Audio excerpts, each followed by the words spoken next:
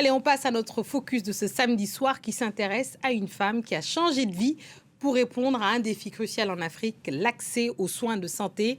Joëlle Itoua Oona, camerouno-congolaise, qu'elle aime qu'on dise les deux, diplômée du MIT, ancienne banquière d'affaires à New York et a fondé AfriWell Health. Sa plateforme numérique connecte les patients à des médecins généralistes et spécialistes du Congo au Cameroun en passant par Madagascar. Une trajectoire impressionnante entre Wall Street et les cliniques virtuelles du continent. Elle est aussi nommée Young Leaders de cette cohorte de cette année 2025. Joëlle Itoua Oona, merci d'être là et bienvenue dans votre JTA. C'est un plaisir de vous recevoir.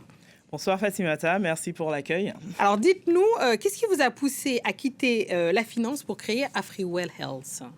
Alors, il faut savoir, déjà dans la finance, je couvrais déjà le secteur de la santé quand j'étais à New York en banque d'investissement sur les fusions et acquisitions, ainsi que les mises publiques sur les marchés.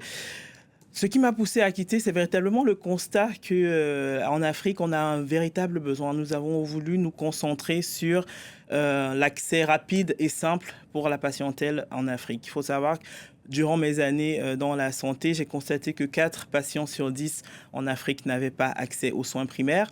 Et cela engendre le fait qu'un enfant sur 6 va mourir avant l'âge de 5 ans sur le continent. Nous avons aujourd'hui un docteur pour 5000 patients en Afrique. Et si nous voulons rattraper des ratios européens, voire américains, il nous faudra environ 200 ans. Sans une rupture technologique véritable, nous n'y arriverons simplement pas.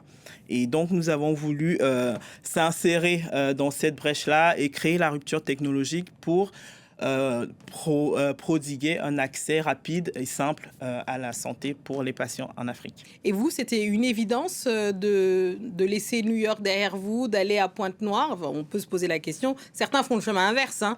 Donc, je suis désolée de poser la question comme ça. Comment est-ce que ça vous est venu? Vous vous êtes dit, il faut y aller après ce constat fait sur les besoins de santé? Alors, cela renvoie à un appel citoyen à cette époque. Il faut dire que j'avais aussi beaucoup profité de New York, évidemment. Ceux qui voudraient faire le chemin inverse, je ne leur en empêcherai pas. Mais j'ai toujours été engagé pendant mes études, à partir de mes études et au-delà, dans des associations qui prônaient le retour en Afrique. À l'ESCP, à Paris à l'époque, j'avais, voilà, j'ai fait l'Africa Business Club, Oser l'Afrique. Et donc, je savais que c'est un appel auquel il aurait fallu que je réponde un jour ou un autre. Et le timing était simplement bon. Après le Covid, nous avons observé que certaines frontières étaient fermées, ce qui engendrait encore plus de difficultés pour certains Africains de sortir, se faire soigner, etc.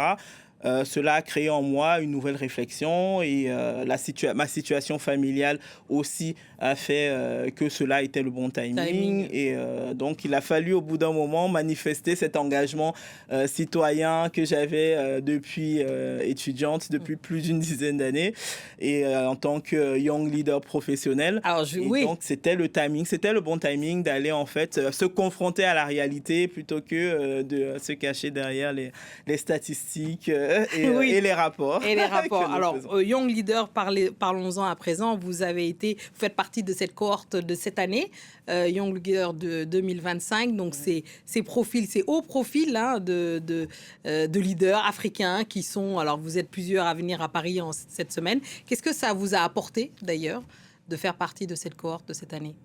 Alors, j'ai rejoint la promotion de Young Leader de la French African Foundation cette année en 2025 et je rejoins une cohorte d'alumni, d'à peu près 300 alumni depuis la création de la fondation en 2019.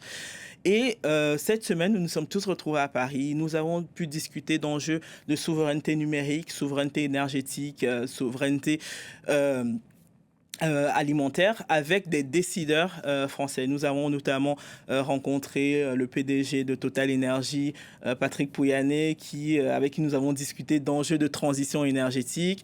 Nous avons discuté d'enjeux télécom avec la CEO d'Orange, Christelle Heidemann. Ce fut véritablement pour nous une occasion de construire des ponts entre nos différents pays, tout en prenant en compte la vision française des groupes qui sont très présents en Afrique. Donc, la Fondation nous a apporté du networking, de l'accès à la formation, ainsi que l'accès à de nouveaux marchés par les autres young leaders de notre cohorte. Oui, on comprend bien les liens qui sont possibles. Parlons à présent à nouveau de votre plateforme de AfriWell. En quelques mots, comment ça fonctionne? Donc, c'est un peu comme Doctolib ici, parce que ceux qui sont en France connaissent Doctolib. Donc, on peut s'enregistrer sur la plateforme pour trouver plus facilement un médecin disponible, c'est ça? Alors, vous avez trouvé exactement le même modèle. C'est un véritable parallèle avec Doctolib. En effet, un patient qui est posé à Pointe-Noire ou à Brazzaville peut se connecter sur la plateforme, créer un profil qui sera sécurisé en termes de RGPD. Et il va ensuite conserver ses données de santé, exactement. etc. Il va ensuite pouvoir sélectionner un médecin qui l'intéresse, que ce soit un gynécologue, un psychologue ou un dermatologue, un généraliste, tout à fait, s'il n'y en aura pas. Et ce qui sera tout à fait pertinent, même pour des touristes qui sont justement là pour un mois ou 2 mois, qui peuvent trouver facilement en quelques minutes, contrairement à ce qui se passait avant où il fallait demander pendant 2-3 jours dans la ville, bouche à oreille, exactement. Oui. Et donc, à partir de là, il peut se connecter, il peut prendre rendez-vous, il peut y aller en présentiel ou il peut faire une téléconsultation, ce qui est intégré sur la plateforme. Oui. Donc, à partir de là, le médecin confirme son rendez-vous ou lui en donne un autre et à partir de là, cela suit son cours. Alors, c'est une véritable... C'est un succès, on l'a vu, votre plateforme. Vous avez levé des fonds auprès de Google, de la Banque mondiale. Quels sont vos projets d'expansion? Donc là, on a vu les pays sur lesquels vous êtes. Est-ce que vous avez envie, c'est tout le mal qu'on vous souhaite, hein, Joël, de vous étendre sur plusieurs pays africains? Oui, absolument. Nous avons voulu commencer au Congo pour avoir un projet pilote qui fonctionne. Nous envisageons de nous étendre sur toute l'Afrique francophone en passant d'abord par la RDC, ensuite par la CEAC et étendre sur l'ensemble de l'Afrique de l'Ouest. Et ensuite, si le projet continue de bien fonctionner, nous espérons avoir des partenariats en Afrique anglophone et s'étendre sur l'ensemble du territoire et être véritablement la référence pour la téléconsultation en Afrique. C'est tout le mal qu'on vous souhaite, vraiment. Félicitations, bravo. Merci, Joël Itoua Oona. On reparlera évidemment de vous et vous reviendrez nous en parler quand vous aurez conquis le reste du continent. Absolument. Merci beaucoup, merci d'être venu. C'est la fin de ce journal. Merci à tous ceux qui nous ont suivis partout dans le monde et en particulier ce soir de Tunis à Kinshasa en passant par Pointe-Noire. Voilà, restez avec nous car l'actualité continue sur France 24. Merci.